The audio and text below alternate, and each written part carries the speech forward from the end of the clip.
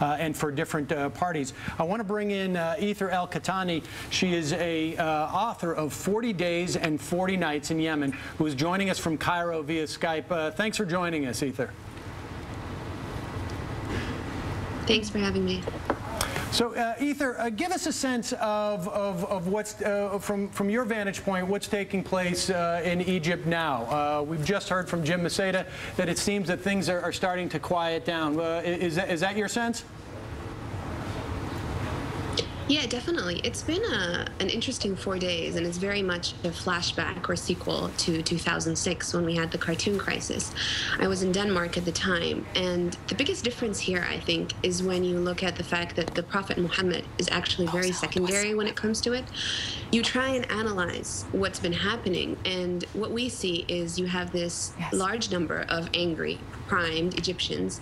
They're unemployed, they're alienated, they feel radicalized, and they've suddenly been able to express themselves. So they have a lot of pent-up resentment, and there's a lot of misplaced public anger. The protests that started out, they were small. They got out of hand, but our media here, and I've been listening into your conversation, has done very much what it was doing before January 25th revolution, which is trying to funnel public anger into a channel or to focus on an issue so they don't listen to what's actually happening on the ground.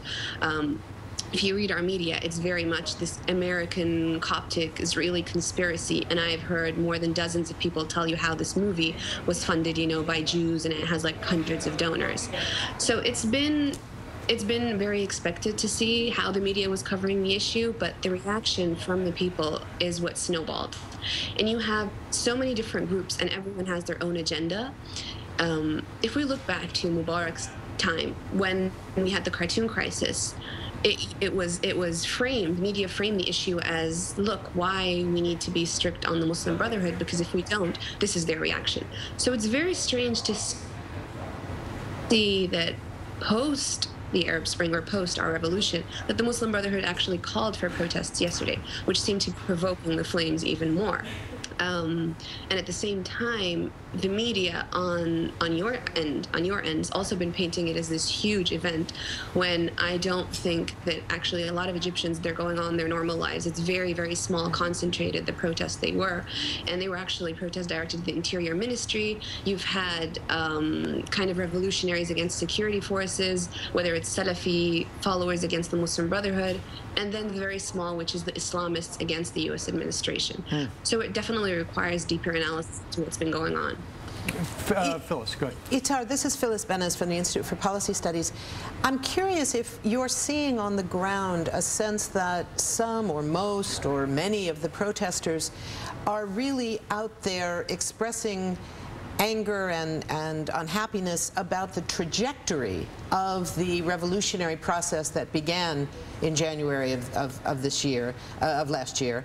Is it something that is a sense that it hasn't moved fast enough to provide jobs and bread, or is it something that's more at the ideological level? Do you have a sense if there's a majority view among the protesters?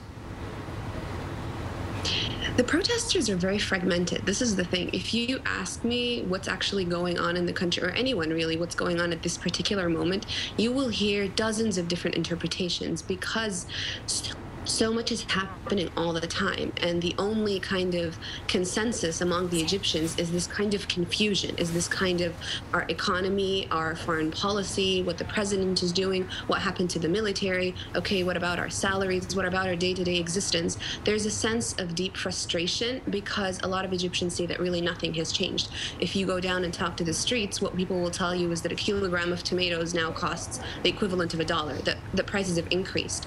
This kind of political playing, or the games that are occurring on the top, the average Egyptian doesn't really care what's happening.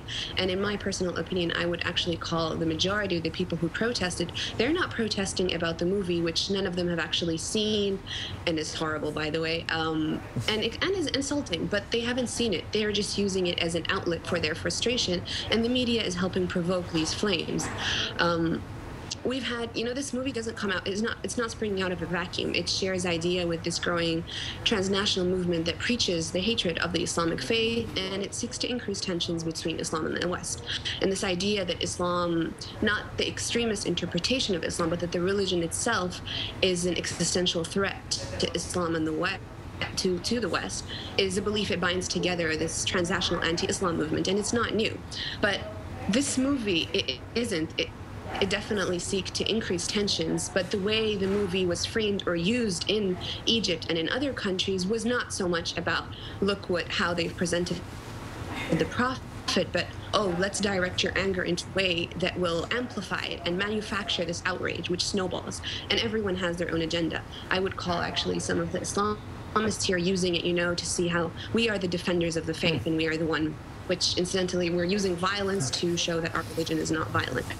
And on the U.S. side, here analysts or people talking, they will tell you, I read, Romney's statement after, the U.S. Embassy. Ether, if I could just interrupt you, we're gonna, if you can hold with us through the break, we're gonna take a break. We'll come back. We want to hear about your interpretation of what Mitt Romney's response was, and I think Heather has a question for you as well. Appreciate it, and we'll see you in just a moment.